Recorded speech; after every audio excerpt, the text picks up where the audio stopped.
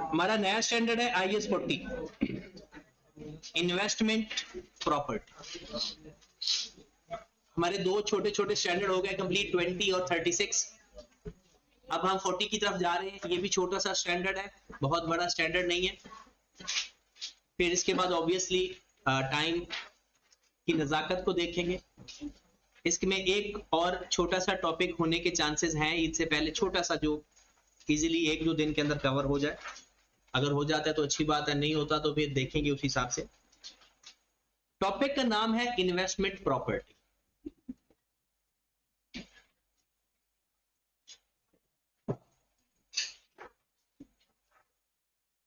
IS 40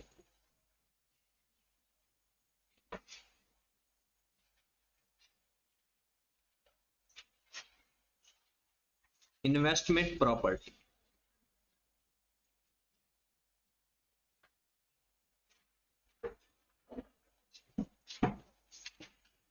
कहते हैं कि वो तमाम non current assets, non current assets जो कि लैंड, बिल्डिंग या बोथ, लैंड, बिल्डिंग या बोथ इन्वेस्टमेंट प्रॉपर्टी कहलाएंगे। लैंड, बिल्डिंग या लैंड एंड बिल्डिंग IS 40 में फॉल करेंगे। आपको फौरन ख्याल आए कि सर ये तो हमने PPE में भी पढ़ा हुआ है, ये हमने प्रॉपर्टी प्लांट एंड इक्विपमेंट में लैंड पढ़ी हुई है। प्रॉपर्टी प्लांट एंड इक्विपमेंट अभी आपने IS 16 के सवाल किए थे, क्या उसके अंदर लैंड हम नहीं पढ़ते थे? yes. बिल्डिंग भी पढ़ते थे। वो कहता है कि लैंड एंड बिल्डिंग तो हमने PPE में भी पढ़ा हुआ है। कहता है नहीं, सारी लैंड एंड बिल्डिंग नहीं, वो लैंड एंड बिल्डिंग जिसको आपने रेंटल पर्पस के लिए, मतलब रेंट पे देते हो, लैंड या बिल्डिंग को सिर्फ रेंट पे देते हो, या कैपिटल एप्रिसिएशन,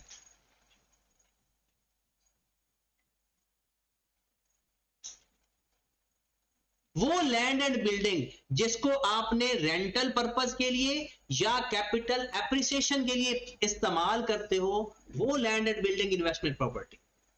तो इन्वेस्टमेंट प्रॉपर्टी का दायरा बहुत महदूद है, सिर्फ इसमें दो एसेट्स हैं, और वो भी वो रेंटल वाले और कैपिटल एप्रिसिएशन वाले। इसके अलावा इन्वेस्टमेंट प्रॉपर्टी में कुछ आता ही नहीं।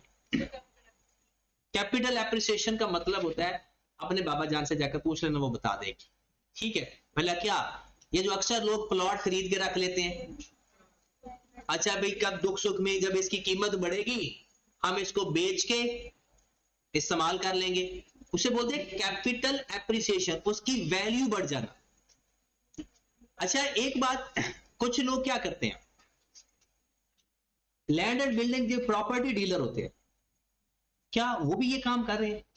वो लैंड या बिल्डिंग खरीदते हैं बेचते हैं, खरीदते हैं बेचते हैं, उनके लिए इन्वेस्टमेंट प्रॉपर्टी नहीं है ये। आपने प्लॉट खरीद के बेच दिया, खरीद के महीने बाद थोड़ा सा पैसे मिले बेच दिए, ये भी इन्वेस्टमेंट प्रॉपर्टी नहीं। लॉन्ग टर्म एप्रिसिएशन, आपने 2 साल पहले प्लॉट खरीदा था, 4 साल पहले खरीदा था, अब बेच रहे हो, ये कैपिटल एप्रिसिएशन।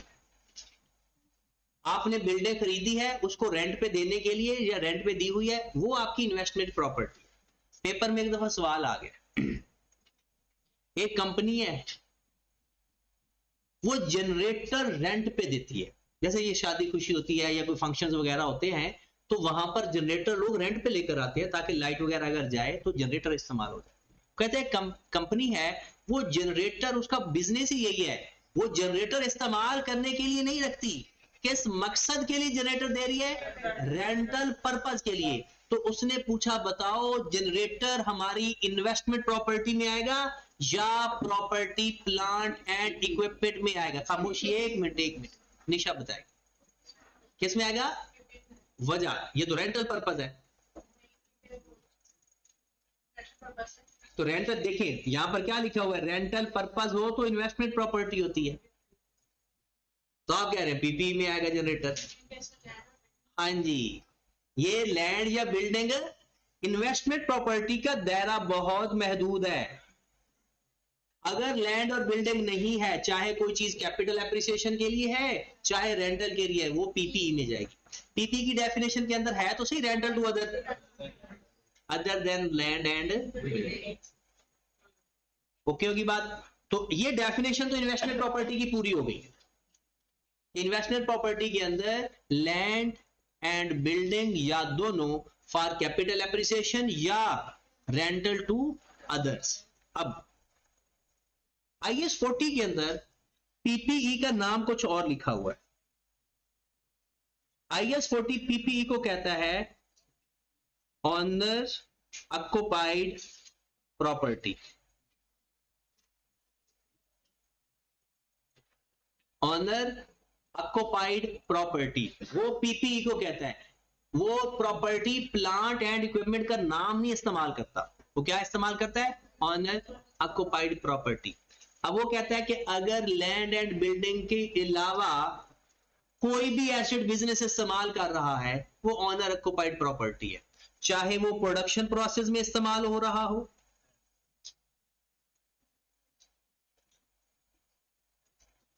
मतलब आपकी लैंड एंड बिल्डिंग है उसके अंदर आपने अपने प्लांट लगाए हुए हैं, एडमिन पर्पस के लिए आप इस्तेमाल कर रहे हो,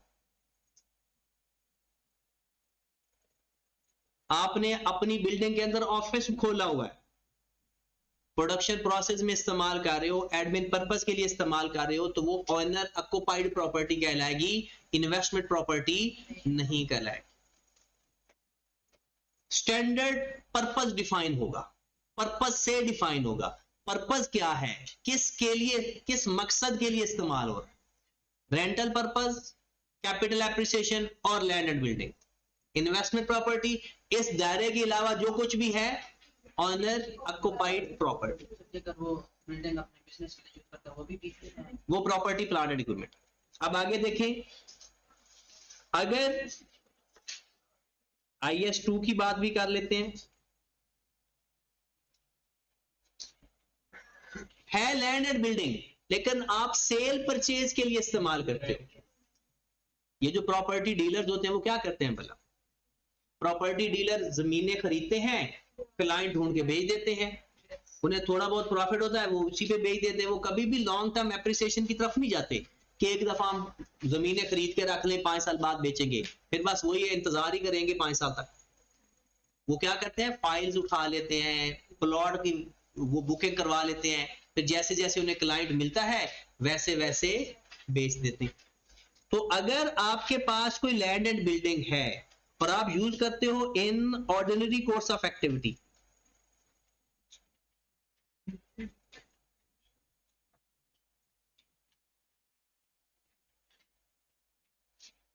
तो वो IS 2 होगा। वो भी हमारे पास IS 40 वो लैंड और बिल्डिंग जो ऑर्डिनरी कोर्स ऑफ एक्टिविटी में इस्तेमाल होती है। ऑर्डिनरी कोर्स ऑफ एक्टिविटी किसे कहते हैं, सेल परचेज, खरीदो फरोख्त करना। प्रोडक्शन प्रोसेस में लैंड और बिल्डिंग इस्तेमाल होती है, एडमिन पर्पस के लिए इस्तेमाल होती है, वो ऑनर ऑक्युपाइड प्रॉपर्टी कहलाती है। रेंट पे बिल्डिंग दी हुई है, इन्वेस्टमेंट प्रॉपर्टी। ऑफिस खोला हुआ है उसके अंदर। अच्छा मैं आपको एक बात बताता हूं, एक भाई साहब है उसका एक अपना ऑफिस है, उसने कुछ घर बनाए हुए हैं उसको रेंट पे दिया हुआ है और कुछ घर बनाए हुए हैं उसको सेल पे लगाया हुआ है। अब देखिए एक भाई साहब है उनका एक ऑफिस उसने बनाया हुआ है, अक्सर आपने देखा तो डीलर्स ने अपना ऑफिस बनाया हुआ है, उसके पास 2 और बिल्डिंग है, एक उसकी ऑफिस वाली बिल्डिंग होगी, 2 और बिल्डिंग है, एक प्लाजा बनाया हुआ जिसमें छोटे छोटे फ्लैट बनाकर ना उसने लोगों को रेंट पे दिए हुए और बाकी घर उन्होंने सेल पे लगाए हुए बराए फरोख्त। तो अब ये तीनों प्रॉपर्टी 3 डिफरेंट स्टैंडर्ड में आएंगी। जिसमें उसका ऑफिस है वो IS 16 है, IS 40 के अंदर उसको पीपी नहीं बोलते, ऑनर ऑक्युपाइड प्रॉपर्टी। जो उसने सेल पे लगाए हुए हैं वो इन्वेंट्री है और जिसके अंदर उसका ऑफिस है इन्वेस्टमेंट और जो रेंट पे दी हो, जैसे जिसके अंदर ऑफिस है वो इन्वेस्टमेंट प्रॉपर्टी है, जिसके अंदर ऑफिस है वो ऑनर ऑक्युपाइड प्रॉपर्टी है, जिसको रेंट पे दिया हुआ है वो इन्वेस्टमेंट प्रॉपर्टी। ठीक होगी बात। अब ये तो बात होगी, कुछ एग्जांपल्स आए क्या आपने अपनी बुक में दी हुई है, उसमें से एक नंबर का एक दफा एमसीक्यू भी कवर हुआ है। क्या वो कहता है कि एक लैंड है, आपके पास एक प्लॉट पड़ा हुआ है, लेकिन अभी आपने उसके बारे में सोचा नहीं है कि इस पे बिल्डिंग बना के इसको रेंट पे दूंगा, या अपना ऑफिस बनाऊंगा, या वेयर हाउस बनाऊंगा, या इसको सेल कर दूंगा। लेकिन अभी आपके पास प्लॉट तो है, खाली जमीन का प्लॉट पड़ा हुआ है, लेकिन अभी उसका यूज डिफाइन नहीं है। तो स्टैंडर्ड कहता है ऐसी लैंड जिसका यूज डिफाइन ना हो उसको IS 40 मिले। ऐसी लैंड, बिल्डिंग की बात नहीं कर रहा, बिल्डिंग की बात नहीं कर, लैंड, ऐसी लैंड जिसका यूज अनडिटरमन हो उसको किस में लिखते हैं, IS 40 के अंदर। कुछ एग्जांपल्स हम लिख लेते हैं IS 40 के अंदर, आप लिख लो IS 40 की एग्जांपल।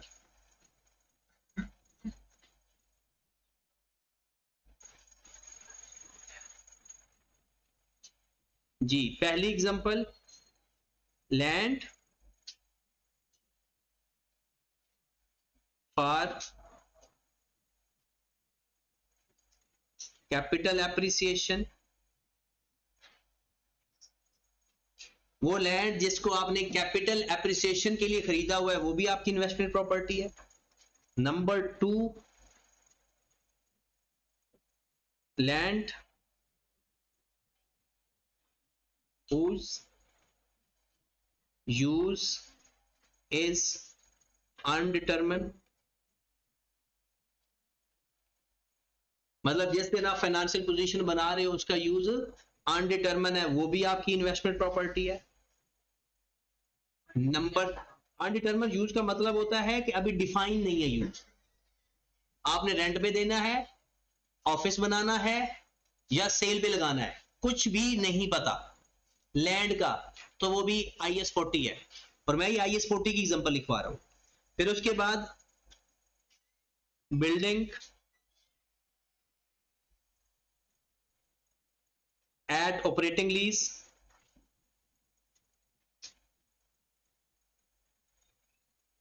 अब तो लीज रेंट को कहते हैं, लीज भी किसको कहते हैं, रेंट को। अगर आपने बिल्डिंग कोई लीज पे दी हुई है वो भी आपकी इन्वेस्टमेंट प्रॉपर्टी है। नंबर 4,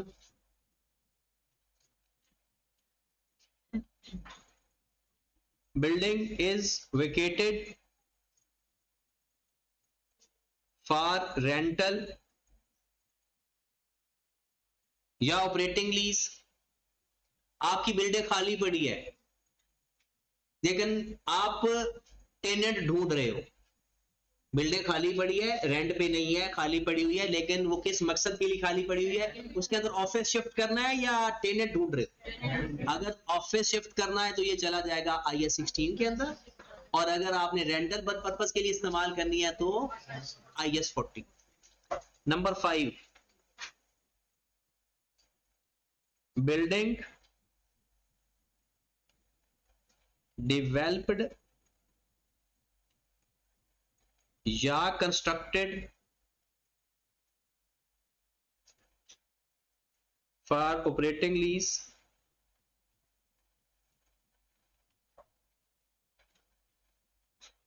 बिल्डिंग कंस्ट्रक्टेड या डेवलप्ड फॉर ऑपरेटिंग लीज, आपने बिल्डिंग एक बनाई और उसको आपने रेंट पे देने के लिए बनाई, तो वो भी इन्वेस्टमेंट प्रॉपर्टी है।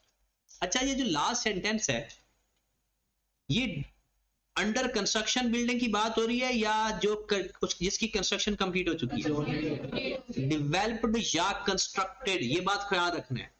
अंडर कंस्ट्रक्शन जो होती है ना प्रॉपर्टी, वो हमेशा उसे बोलते हैं कैपिटल वर्क इन प्रोग्रेस। क्या बोलते हैं, कैपिटल वर्क इन प्रोग्रेस। और कैपिटल वर्क इन प्रोग्रेस का सिर्फ एक ही हेड बनता है, वो है PPE। इन्वेंट्री अंडर प्रोसेस है तो वो इन्वेंट्री में जाएगा, तो वो इन्वेस्टमेंट प्रॉपर्टी में नहीं जाता। इन्वेस्टमेंट प्रॉपर्टी के अंदर CWIP का कॉन्सेप्ट है ही नहीं। CWIP stand for capital work in progress. ठीक होगी बात। तो ये 5 एग्जांपल आपकी बुक में इलस्ट्रेटेड हैं, तो इसलिए हमने इसकी बात की कि land for capital appreciation, land has in undetermined use, building at operating lease, building vacated for operating lease, या बिल्डिंग कंस्ट्रक्टेड या डेवलप्ड फॉर ऑपरेटिंग लीज। बिल्कुल दे सकते। उसके बाद नेक्स्ट आ जाते वाई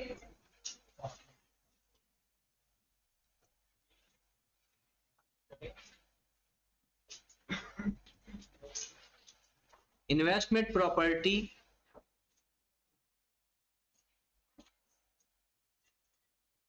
सेपरेट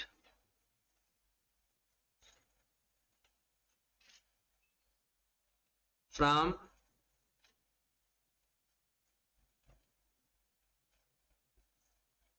अदर एसेट्स। इस स्टैंडर्ड में आपको एक लाइन लिखी हुई है, हम इन्वेस्टमेंट प्रॉपर्टी को पीपीई से अलग क्यों करते हैं या इन्वेंट्री से अलग क्यों करते हैं, इसको उनके साथ ही क्यों नहीं कहने दे रहे, हालांकि ये भी तो लैंड एंड बिल्डिंग भी तो वही चीजें हैं। तो इसका जवाब उसने लिखा है, कहता है कि जनाब जो है ना प्रॉपर्टी प्लांट एंड इक्विपमेंट, जैसे कि फर्नीचर है, आप मुझे बताएं ऑफिस के अंदर नीचे फर्नीचर पड़ा होगा, क्या वो कैश फ्लो जनरेट कर रहा है? मतलब कोई बंदा बैठता है, उठने लगे तो हम बंदे कहते इधर आ जरा 50 रुपए दे, तू पंखे के नीचे बैठा तेरा 60 रुपए हो गया, नहीं।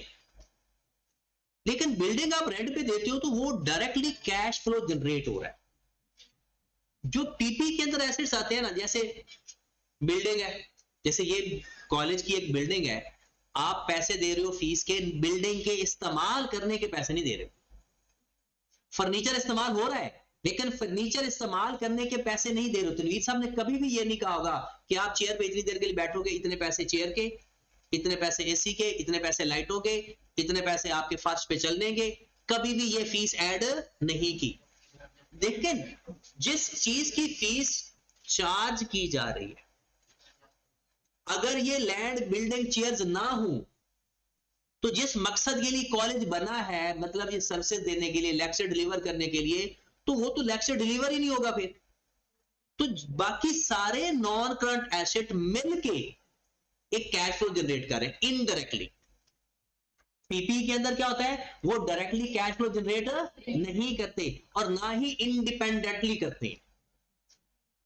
फर्नीचर ना हो, एसी ना हो, बिल्डिंग ना हो, लाइट ना हो, ये सारे होके फिर फीस मिलती है, कैश लेक्चर भी डिलीवर होता है, तो ये सारी सर्विसेज और एसेट्स मिलके कैश फ्लो जनरेट कर रहे हैं। कहते हैं बाकी जो एसेट्स है ना वो मिलजुल के कैश फ्लो जनरेट करते हैं, लेकिन investment property independently cash flow generate करता है।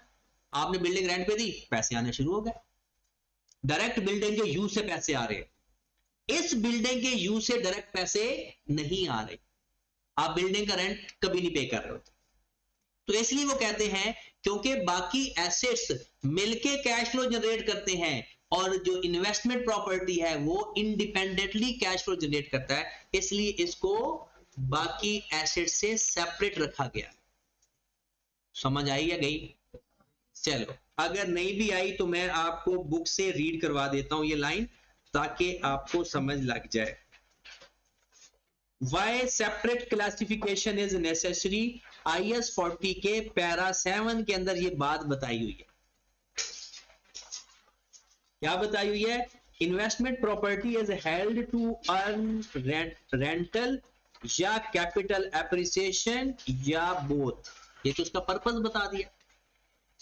Therefore, investment property generate cash flow largely independently of the other assets held by an, कहता है बाकी एसेट्स की निस्बत investment property independently cash flow generate करती है, फायदा देती है। This distinguishes investment property from owner occupied property. कहता है इस फीचर ने ऑनर ऑक्युपाइड प्रॉपर्टी से इसको सेपरेट कर दिया।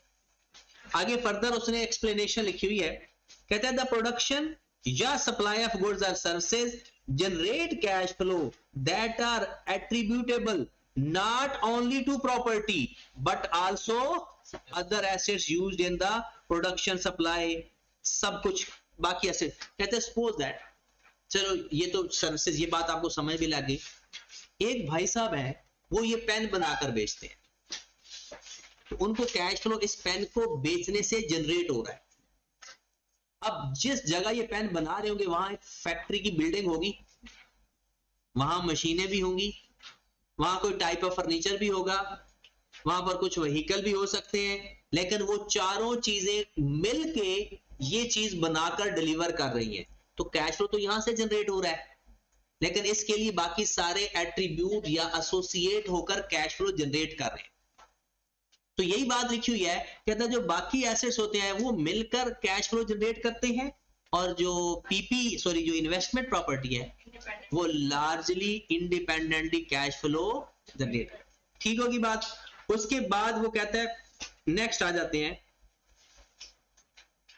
जनरेटर की जो आप पर्टिकुलर तो इंडिपेंडेंट ही है, उससे जो डायरेक्ट कैश फ्लो है तो रेंट में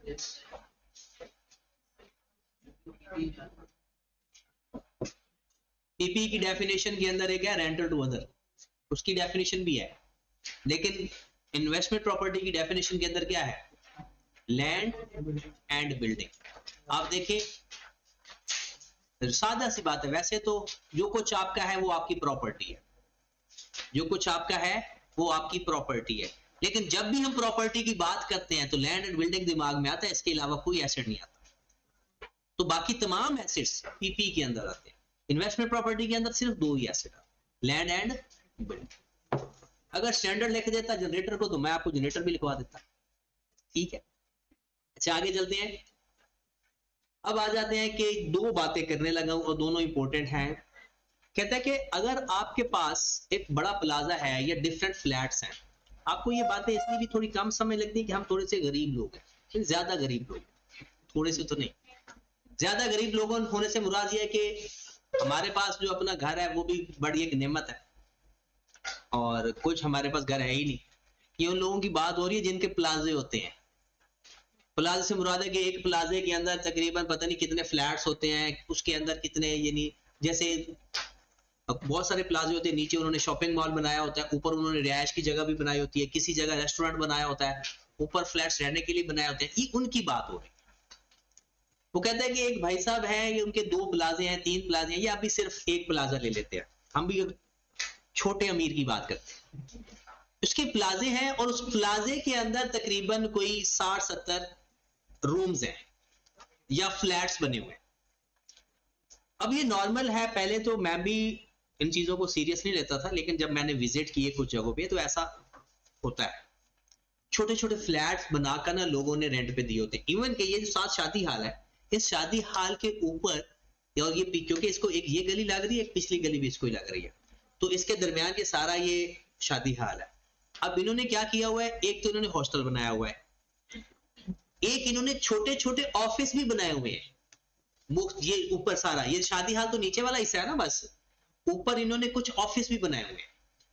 अब कुछ रिहायश के लिए भी रखे हुए हैं, हॉस्टल बना दिया, कुछ जगहों पे उन्होंने छोटे छोटे ऑफिस बना दिए, कैबिन के, वो जो रात को जो फ्री लांसिंग वाले लोग ऑफिस इस्तेमाल करते हैं ना, तो यहाँ पर वो ऑफिस भी बने हुए हैं और शादी हाल के लिए भी इस्तेमाल हो रहा है।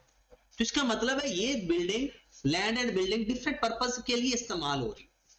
तो हम इसको किस में लिखें, शादी हाल को किधर ले जाएं, उसका भी वैसे तो रेंट ही आता है एक तो फिर अगर एक बिल्डिंग है तो अगर उसके पर्पस डिफरेंट हैं तो उसको किस हेड में लिखेंगे, मतलब बिल्डिंग एक है लेकिन उसके अंदर डिफरेंट फ्लैट्स हैं और उनका पर्पस डिफरेंट है। तो अगर हम देखते हैं कि आप इसको हेडिंग दे लें, क्या दे, चलो कुछ भी हेडिंग देते हैं, कि हम देखते हैं कि अगर एक इन्वेस्टमेंट प्रॉपर्टी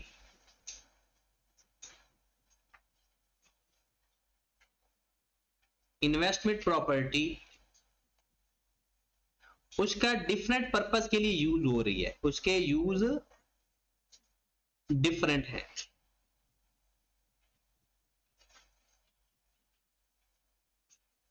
आपने कहना है कि अगर चलो डिफरेंट इस्तेमाल हो रहा है तो आपने पहला ये सवाल पूछना है अपने क्लाइंट से कि अच्छा ये बता कि क्या वो सेपरेट सेपरेट डिस्पोज हो सकते हैं,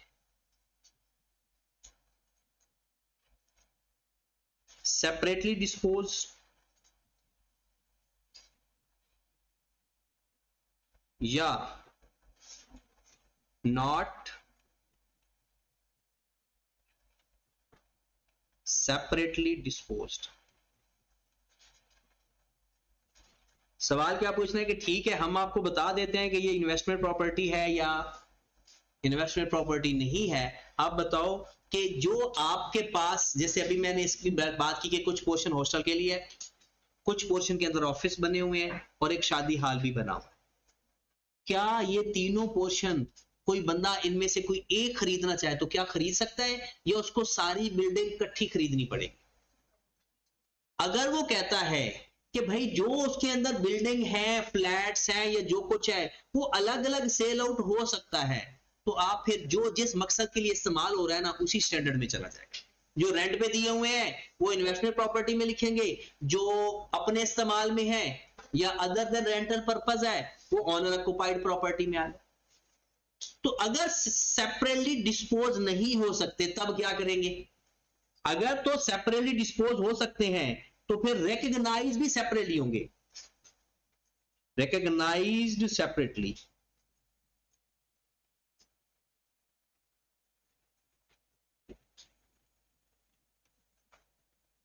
इसका मतलब भी आप अपने उर्दू में लिख लेना, रिकॉग्नाइज सेपरेटली का मतलब यह है कि जितना पोर्शन रेंटल के लिए है वो IS 40, जितना पोर्शन अपने इस्तेमाल में है IS 16। क्लियर होगी बात? जितना पोर्शन रेंटल पर्पस के लिए है वो IS 40, जितना पोर्शन ऑनर ऑक्युपाइड में है वो मतलब रेंटल वाला IS 40 जिसे आप इन्वेस्टमेंट प्रॉपर्टी कहोगे, और अदर IS 16 या ऑनर ऑक्युपाइड प्रॉपर्टी। अब सवाल यह है कि नहीं सेपरेटली सेल नहीं हो सकते, फिर वो कहता है कि आप देखें सिग्निफिकेंस।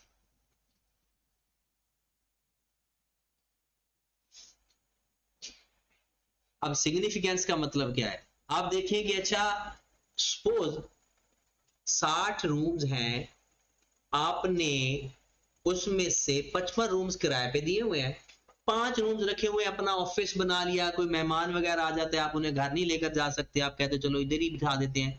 तो कोई घर में मेहमान आ जाते हैं, आप कहते हो कि यार घर के करीब ही फ्लैट है हमारे, तो मेहमानों को वहां पर एडजस्ट कर लेते हैं। तो 5 कमरे आपने ना अपने इस्तेमाल में रख लिए या कंपनी ने अपना कोई वेयर हाउस बनाया हुआ है या इस तरह, और 55 कमरे रेंट पे दिए। अब सिग्निफिकेंट पोर्शन उसने रेंट पे दिया हुआ है, इनसिग्निफिकेंट पोर्शन उसने अपने इस्तेमाल में रखा हुआ है। कहता है आप इस सारे को IS 40 में लिख दो। अगर सिग्निफिकेंट पोर्शन रेंटल है तो उसको IS 40, और दूसरी बात आपने पूरा एक ना फ्लैट या घर रेंट पे लिया हुआ है, उसके 1-2 कमरे ना बाहर पड़ते हैं या आपके इस्तेमाल में नहीं, आपने कहा अच्छा चलो खर्चा पानी से ही वो एक आधा कमरा रेंट पे दे देते। अब क्या हुआ? मेन काम क्या है? वो क्या आपका वो सारा रेंटल पर्पस है? नहीं, सारा तो आपका ऑनर ऑक्युपेशन में है, लेकिन आपने एक थोड़ा सा इनसिग्निफिकेंट पोर्शन रेंट पे दिया हुआ है। तो वो कहता है फिर ये पूरी प्रॉपर्टी को किस में लिख दो? IS 16 के अंदर। पहली बात, अगर वो अगर अलग अलग एक एक कमरा भी बिक सकता है ना तो फिर वो अलग अलग ही रिकॉग्नाइज होगा। अगर सेपरेटली डिस्पोज नहीं हो सकती वो बिल्डिंग तो फिर आपने क्या देखनी है? सिग्निफिकेंस। अगर है रेंटल सिग्निफिकेंस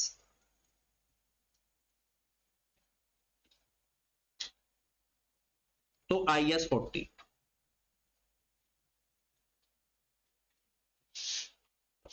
अगर है अदर देन रेंटल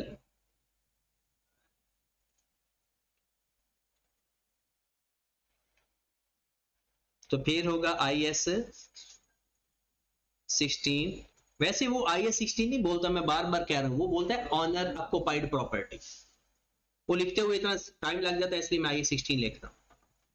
हाँ जी, बात समझ लगी कि अगर सेपरेटली डिस्पोजेबल नहीं है तो फिर आपने सिग्निफिकेंस देखना है। अगर ज्यादा कमरे रेंट पे हैं, कोई 2-4 कमरे अपने इस्तेमाल में है तो IS 40, और अगर ज्यादा कमरे अपने इस्तेमाल में हैं और कोई 2-4 रेंट पे दिए हुए हैं तो IS 16। अब एक और केस भी निकल रहा है यहाँ से 50-50 या 60-40 या 30-70, 80-20 भी सिग्निफिकेंसी है।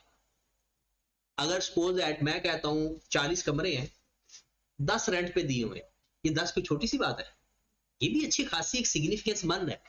कहता अगर आपको लगता है both parts are significant, rental भी और ऑनर ऑक्युपाइड भी, तो कहता है फिर जितने परसेंट रेंट पे दिया हुआ है वो IS 40 में ले जाओ, जितने परसेंट अपने इस्तेमाल में है वो इनसिग्निफिकेंट। क्या होता है कि जैसे 20 कमरे हैं तो 1-2, 40 कमरे हैं तो चलो 3-4 कर लेता है बंदा, ये इनसिग्निफिकेंट होता है। जो सिग्निफिकेंस है ना, 40 में 10 भी सिग्निफिकेंट है, 40 में 15, 40 में 25, 40 में 35 तो नहीं शायद, 40 में जो रेशियो है ना वो 10-15 की सिग्निफिकेंट बन जाती है। तो क्या कहते हैं कि अगर both are significant, if both are significant, ये किस बोथ की बात हो रही है? ऑनर यूज और रेंटल। फिर जो ऑनर यूज में है वो IAS 16 और जो रेंटल पे है वो IAS 40। हाँ जी, अब ये सब में दोबारा वापस आए, इसको हम दोबारा एक दफा इसको सम अप करते हैं। कहते हैं ऐसी बिल्डिंग जिसका इस्तेमाल कॉमन हो रहा हो, जिसका इस्तेमाल कॉमन हो रहा हो। पहला सवाल क्या है, क्या वो अलग अलग डिस्पोज हो सकते हैं या नहीं? अगर अलग अलग डिस्पोज हो सकते हैं तो रिकॉर्ड भी अलग अलग कर। अगर वो अलग अलग डिस्पोज नहीं हो सकते तो फिर देखो उसका सिग्निफिकेंट पोर्शन क्या है। सिग्निफिकेंट पोर्शन ऑनर ऑक्युपाइड है तो IS 16, रेंटल है तो IS, दोनों सिग्निफिकेंट है तो फिर अलग अलग। अब इसके कुछ कॉमन खर्चे भी आते हैं।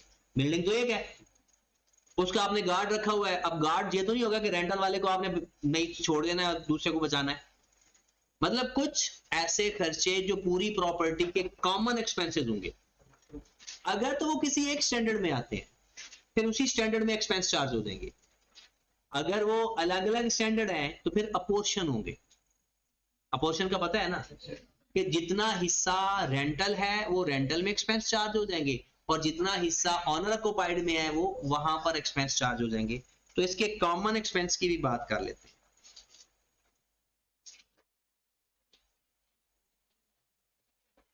Common expenditure, common expenses.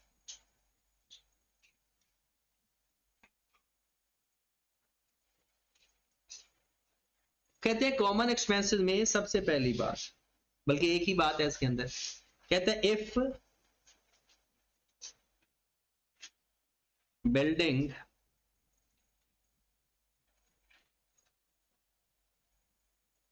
recognized separately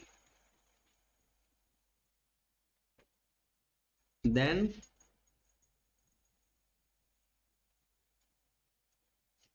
common expenses are apportioned on relevant base।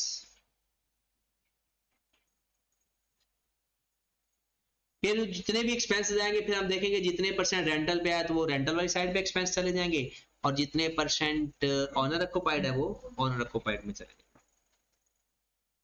चलें जी, लास्ट तो नहीं कह सकते, इसका थ्योरेटिकल पोर्शन ऑलमोस्ट कंप्लीट होने वाला है आपका।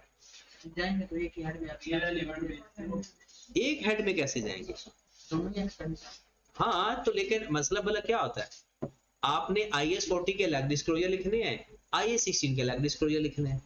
जो IS 16 का डिस्क्लोजर है उसके अंदर तो ये नहीं जांच, क्योंकि IS 60 है जो 40 का डिस्क्लोजर है उसमें आपने एक्सपेंस भी लिखने होते हैं।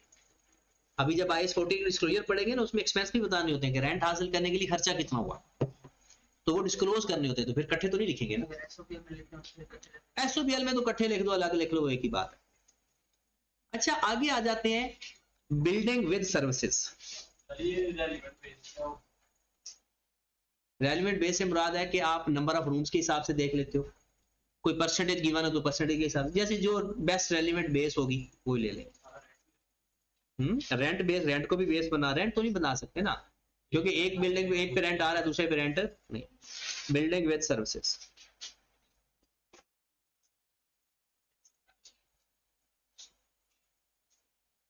Building with services.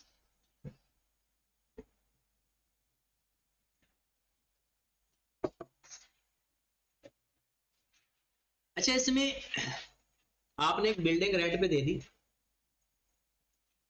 प्लाजा था वो आपने रेंट पे दे दी। अब उनको कहा कि यार ऐसा है कि इस प्लाजे की ना जो सफाई है, हमारी एक कंपनी है जो हमने ये स्टाफ प्रोवाइड करते हैं, वो सफाइयाँ सफुइयाँ भी करते हैं, तो अगर आप हमारा बिल्डिंग ले लेते हो ना रेंट पे, तो हम आपको जो सफाई की सर्विसेज है ना वो फ्री दे देंगे। वो कहता है कि अगर हम सर्विस ना ले तो रेंट क्या है, और अगर वो सर्विस ले तो रेंट क्या है। अब आपने कहा कि अगर आप सफाई की सर्विस ले लेते हो ना, तो फिर जो रेंट हम लेंगे सपोज दैट वो आपको 2 लाख रुपए चार्ज करेंगे, और अगर आप कहते हो नहीं सफाई नहीं करवानी हमने, हम खुद ही रखेंगे, चलो आप 20 सर कम दे देना, हम 180 ले देंगे। अब आप ना अपनी बिल्डिंग को रेंट पे देने के साथ साथ सर्विसेज भी ऑफर कर रहे हो। कौन कौन सी सर्विसेज हो सकती है? एक तो होगी कि ये सिक्योरिटी की सर्विसेज भी दे सकते हो, कहते हैं जी हमारे सिक्योरिटी गार्ड है तो चलो वो आपकी बिल्डिंग का भी ध्यान रखता रहेगा। मेंटेनेंस सर्विस भी दे सकते हैं, इंटरनेट की सर्विस दे सकते हैं। अब वो कहता है कि आपका मेन पर्पस क्या है, आप तो सर्विसेज भी दे रहे हो और साथ आप बिल्डिंग को रेंट पे भी दे रहे हो, तो बताएं वो जो मेन आपने जो बिल्डिंग रेंट पे दे दी है, क्या वो आपका काम है, या जो सर्विसेज दे रहे हो मेन वो काम आप है? अब हमारा तो मेन बिल्डिंग वो सर्विस ले या ना ले, हमारा मेन पर्पस क्या है? कहते हैं अगर आपका मेन पर्पस सर्विसेज नहीं, मतलब अगर आपकी इफ सर्विसेज आर इनसिग्निफिकेंट,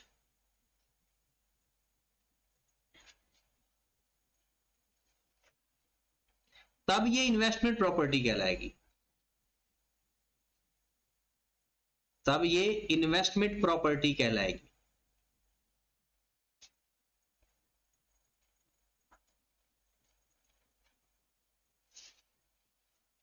दूसरा, इफ सर्विसेज आर सिग्निफिकेंट,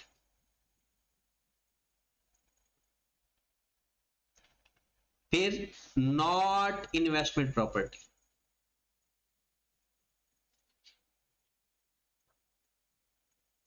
इसका मतलब ही सिखाता हूं मैं। बिल्डिंग भी है सर्विसेज भी है, मतलब रेंट भी है और सर्विसेज भी है। अब देखेंगे कि अगर आपका सर्विसेज ज्यादा मेन बिजनेस है, क्या है? सर्विसेज ज्यादा मेन बिजनेस है, आपका दूसरी इनसिग्निफिकेंट है, तो फिर आपकी वो प्रॉपर्टी इन्वेस्टमेंट प्रॉपर्टी नहीं होगी। और अगर आपका मेन पर्पस रेंटल है, सर्विसेज आप साथ देते हो, तो फिर क्या है? अब मैं एग्जांपल देता हूँ, जैसे आप लोग स्टूडेंट हो, यहाँ पर हम यानी कोचिंग प्रोवाइड की जाती है। अब कुछ स्टूडेंट्स को ये कह दिया जाता है यार ऊपर 4-5 कमरे फ्री हैं, अगर आप हॉस्टल पे रहते हो तो इधर ही रह लो, रेंट देते रहो। अब इस कॉलेज का क्या कोर्स जो काम है, वो क्या रेंट पे देना था या कोर सर्विसेज है एजुकेशन प्रोवाइड करना? तो फिर वो जो बिल्डिंग है ये सारी की सारी इन्वेस्टमेंट प्रॉपर्टी नहीं है, चाहे 2 कमरे आपने रेंट पे भी दिए हुए हैं, मेन जो सर्विसेज दे रहे हैं वो क्या है? जैसे अगर एक कॉलेज हॉस्टल की सर्विस भी देता है और साथ रेंट भी लेता है, तो क्या फिर वो इन्वेस्टमेंट प्रॉपर्टी होगा? नहीं, क्योंकि उनकी मेन सर्विस क्या है? एजुकेशन प्रोवाइड कर। अब दूसरी, जैसे मैंने बात की, एक बंदा है वो कहता है यार ये मैंने बिल्डिंग रेंट पे देनी है, हम मेस भी प्रोवाइड करते हैं कि अगर आपको खाना चाहिए तो हम वो भी दे दिया करेंगे, तो हमारा मेन बिजनेस उसके साथ खाने का डील हुआ है या रेंटल है? तो इसमें जो सर्विसेज है वो इनसिग्निफिकेंट। अब जैसे होटल है, ये अक्सर लोग यहां परेशान हो जाते हैं, होटल्स के अंदर रहने की भी जगह होती है, अगर आप रहें तो वो आपको कमरे देते भी हैं, रहने के लिए भी दे देते हैं कमरे। बताओ वो जो होटल की बिल्डिंग होगी क्या वो इन्वेस्टमेंट प्रॉपर्टी है या नहीं?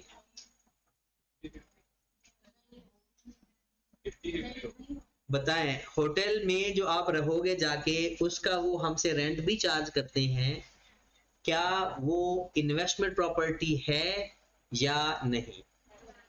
अच्छा, होटल का काम, मेन सर्विस उनकी क्या है? खाना, फंक्शन अरेंज करवाना, या लोगों को घर वो कमरे रेंट पे देना? मेन सर्विस उनकी क्या है? मेन सर्विस उनकी होती है फंक्शन अरेंज कर, ऑर्गेनाइज करवाना, मीटिंग्स अगर, हाँ उनके लिए वो कहते हैं कि अगर किसी ने 2-4 दिन रहना भी पड़ जाए, कभी होटल में ऐसा होता है कि लोग 10-10 साल के लिए रह रहे हो सकता है कोई 100 में से एक, या जिसके पास, जिसको पता ही नहीं है पैसा कहां से आता है, वो हो सकता है। लेकिन नॉर्मल क्या होता है, 2 दिन के लिए, 4 दिन के लिए, 5 दिन के लिए, तो उनका मेन जो सर्विस है ना, वो सर्विस है फैसिलिटी प्रोवाइड करना, रहने की फैसिलिटी प्रोवाइड करना, ना कि रेंट पे देना। उसका रेंट वो चार्ज करते हैं लेकिन उसके साथ वो खाने का भी सर्विस देते हैं। तो मेन उनकी जो सर्विसेज होती हैं वो ये है कि वहां पर फंक्शन अरेंज हो रहे होते हैं, वहां पर मीटिंग्स मैनेज हो रही होती है, वहां पर खाना प्रोवाइड किया जा रहा होता है। तो जो होटल की बिल्डिंग है वो इन्वेस्टमेंट प्रॉपर्टी नहीं होती। अब होटल वाले ये नहीं कहते कि जनाब आओ रेंट पे ले जाओ बिल्डिंग, इन्वॉल्वमेंट उनकी अपनी है सारी। रेंट पे देने का मकसद क्या है? जब आप एक बिल्डिंग रेंट पे दे देते हो तो इसका मतलब है वो बिल्डिंग उस बंदे की है, ये बिल्डिंग सारी उसने अपने तरीके से इस्तेमाल करनी है। लेकिन होटल के अंदर क्या होता है, वो हमें रहलाते हैं लेकिन वो एक फैसिलिटी प्रोवाइड कर रहे होते हैं, ताकि अगर आपको जो काम है 2-4 दिन का वो अपना काम करे और आप चले जाएं। उनका मेन पर्पस फैसिलिटी प्रोवाइड करना है, मेन पर्पस अपनी, अगर रेंट पे देना है तो फिर वो खुद होटल से निकले। अगर उन्होंने हमें अपने वो बिल्डिंग रेंट पे देनी है तो फिर तो उस बिल्डिंग को फारिग करें ना। तो इनका मेन पर्पस क्या होता है, कोई और सर्विसेज हैं, रेंटल सर्विसेज नहीं होती। तो वहां पर भी जो होटल की बिल्डिंग है वो इन्वेस्टमेंट प्रॉपर्टी में नहीं आती। कहता है अगर सर्विसेज इनसिग्निफिकेंट है तो इन्वेस्टमेंट प्रॉपर्टी होगी, अगर सर्विसेज सिग्निफिकेंट है तो फिर वो इन्वेस्टमेंट प्रॉपर्टी नहीं होगी। और ये पेपर में सवाल एमसीक्यूज में बन जाते हो। ठीक होगी बात जी? वो फैसिलिटी प्रोवाइड की जा रही है, उनका मेन पर्पस। फिर अगर देखिए ना, असल चीज है, अब मैं आपको बताता हूं, एक आपने एक बिल्डिंग रेंट पे दे दी, आपने उसको कहा कि अच्छा सिक्योरिटी गार्ड भी हम देते हैं, आप लोगे? वो चाहे तो ले चाहे तो ना ले, आप उसको वो कहोगे कि ठीक है, आप बिल्डिंग भी छोड़ो अगर आप सिक्योरिटी गार्ड ही लोगे। अब मुझे पता है पंजाब यूनिवर्सिटी के अंदर कोई ऐसा बंदा भी रह सकता है कि जो स्टूडेंट भी ना हो, जो एजुकेशन भी ना हासिल कर रहा हो, एनरोल्ड भी ना हो, और वो भी रह ले। तो मेन पर्पस यूनिवर्सिटी का क्या है? एजुकेशन है। उन लोगों को फैसिलिटी दी हुई है रहने की, वो सर्विसेज दे रहे हैं, लेकिन वो उनकी मेन सर्विस क्या है? एजुकेशन प्रोवाइड करना। बिल्कुल सेपरेट कर सकते हैं। मेन क्या होता है, बिल्डिंग विद सर्विसेज की बात हो रही है। हम ये नहीं बात करें कि उसको सेपरेट डिस्पोज कर सकते हैं या नहीं, और वो कर भी नहीं सकते। हॉस्टल्स वो सेपरेट डिस्पोज कैसे करें अगर वो उनको गवर्नमेंट खा देगी? बिल्कुल सिग्निफिकेंट पार्ट है। आप देखें मेन ये ना, अभी हम ये सेक देख रहे हैं, इस बिल्डिंग के अंदर सर्विसेज भी है। अब आप ये देखें कि पंजाब यूनिवर्सिटी एक पूरा एक एंटिटी है, उसकी काफी सारी बिल्डिंग्स हैं, ठीक है, बिल्कुल सेपरेट है, सब कुछ है, लेकिन क्या वो सर्विसेज से अलग हो सकती है? मेन सर्विस क्या है? सर्विस नहीं लोगे तो हॉस्टल नहीं मिलेगा, तो इसका मतलब है मेन काम सर्विस हो गया। अब आप देखें कि एक होटल में जाते हैं ना, आप उन्हें कहेंगे जी मैं खाना घर से लेकर आया हूँ और मैंने बाकी काम भी सारे, बस मुझे में रहना है। वैसे ऐसा करते हैं कुछ शेख तबीयत लोग कि वो ये हम ना, यहाँ पर तो ऐसा कुछ नहीं होता, देहातों में ऐसा होता है। देहातों में ना, अब तो देहात भी बड़े एडवांस हो गए। पहले होता था कि जब हम छोटे छोटे थे तो वहां पर ना मेल उर्स और या मेला एक लफ्ज होता है, उर्स भी उसे कहते थे, मेला भी लगते, वहां पर ऐसे डिफरेंट टाइप के होते, वहां पर खाने पीने की भी चीज होती, सारा कुछ होता है ऐसे ही। तो वहां पर ना वहां पर ना लफ्ज होता था, फंक्शन होते हैं टोटल होता है 3 या 4 दिन का। 3 दिन मेल हजरात के फंक्शन होते हैं, वहां गेम्स वगैरह और शुगर लगते हैं, और 1 दिन फीमेल के लिए होता है, फैमिली के लिए। अब वो वहां पर ना मिठाई भी होती है, खाना पीना, खिलौने, और ये तो अब तो आम हो गई ना चीजें, पहले नहीं होती थी। यहाँ तो बड़ा शौक से बंदा मेला देखने जाते थे। तो वहां पर भी मेला देखने जब जाते थे तो कुछ खवातीन क्या करती हैं कि घर से ही खाना लेकर चली जाती थी, सारा खाना बना के वहां चले जाना, और वहां जाकर अपने बच्चों को भी खुश कर लेना। और वहां जाकर वहां पर ना एक स्पेशल चीज मिलती है, कीमा। वो आप कहोगे ये क्या स्पेशल है, वो कीमा मुझे नहीं लगता कि कहीं से भी मिलता है। उस जैसा कीमा जो वहां पर मेलों में मिलता है, वो आज तक इधर जितने मर्जी होटल वगैरह जो कुछ भी है नहीं मिलता। वो एक खास ही रेसिपी टाइप है, वो एक डिफरेंट, बिल्कुल डिफरेंट है, उसका ना कोई अजीब ही बनाने का तरीका है। ये जो चीज होती है ना जिसे आप हलाल हराम कहते हैं, वो सिर्फ कॉन्सेप्ट लाहौर के अंदर, लाहौर के बाहर लोग इतनी एहतियात करते हैं खाने पीने में, चाहे कोई सामने देख रहा हो या ना देख रहा हो।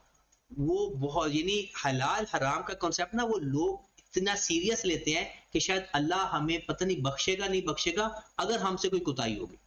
वरना वहां पर लोग ना अपनी जिम्मेदारी, जैसे एक मस्जिद का इमाम है उसकी एक जिम्मेदारी होती है, बिल्कुल जो बंदा एक कसाई है वहां का, तो वो इस चीज की जिम्मेदारी लेता है कि मैं जो काम कर रहा हूं ये ठीक है या नहीं। ये सिर्फ ना जहां पर आकर लाहौर में कॉन्सेप्ट आया कि लोग ज्यादा धोखा देते हैं, वहां पर ऐसा छोटा मोटा फ्रॉड हो जाता है, झूठ बोल लेना, इस तरह के फ्रॉड हैं, बिल्कुल हैं। किसी हद तक दूध में मिलावट भी वहां पर है, लेकिन जो दूध में मिलावट किस हद तक है, पानी की हद तक, केमिकल की हद तक नहीं है। वो पानी मिला देते हैं, लेकिन केमिकल से वहां पर जिसको अगर लगे ना कि इससे लोगों की सेहत को नुकसान हो सकता है, वो कभी भी नहीं करते। और याद, क्योंकि याद ज्यादा एक्सपीरियंस लाहौर में हुआ है, और ये सारी बातें लाहौर में ही सुनी गई हैं। अभी तक आपने और किसी इलाके में कभी खबर चली हो कि उसने इस तरह से कोई ऐसी चीज की है? हाँ, पैसे लेकर भाग जाना, इस तरह के फ्रॉड हर जगह पाए जाते हैं। लेकिन खाने पीने के मामले में चीजें में इतना यकीन है कि लोग इस बात पर यकीन रखते हैं कि जो वो खाना बनाते हैं उसके बारे में वो रिलायबिलिटी भी है होती है, और वहां पर लोग स्पेशल खाने जाते हैं। ये नहीं, और वहां पर तो ये जो हमें इधर पता नहीं होता ना, वहां पर तो सबके सामने सब कुछ हो रहा होता है, खाना पीना हर चीज सबके सामने, यानी वो जानवर जो ज़िबा किए जाते हैं वो भी सबके सामने होते हैं। यानी ये सारे देहातों के इर्द गिर्द लगते हैं यार।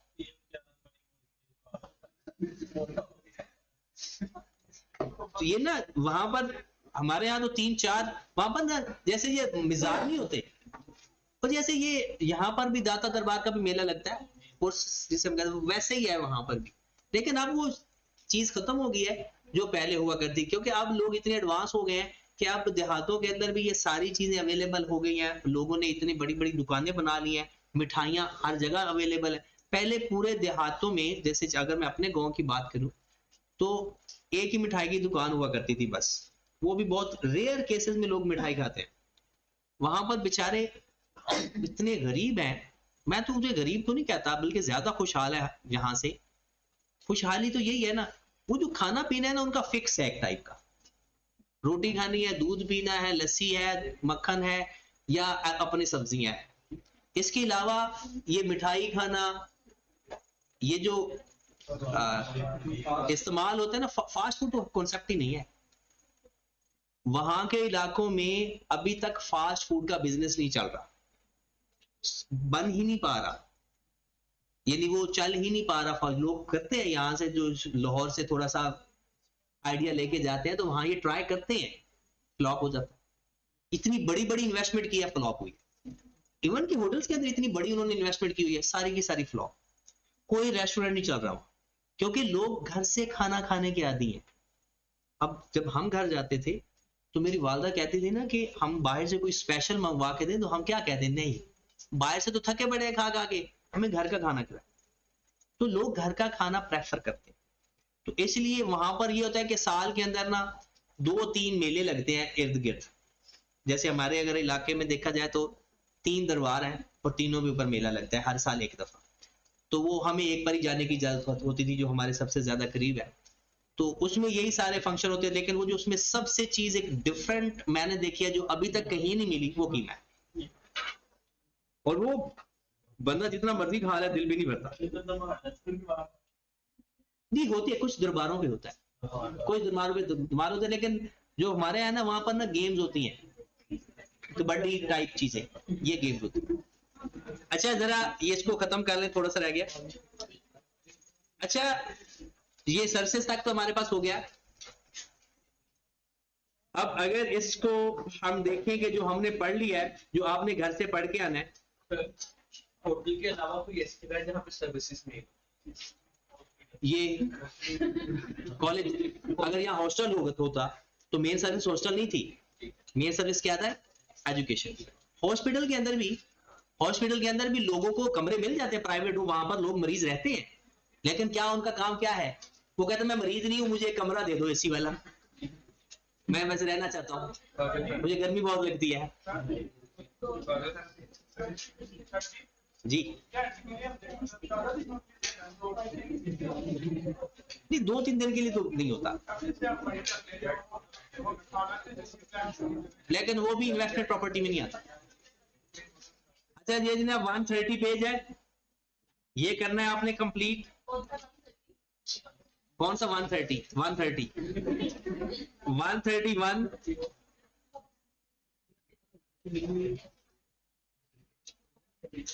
बस ये 2 पेज ही हमने पढ़े अभी तक, कल इंशाल्लाह बाकी देखेंगे।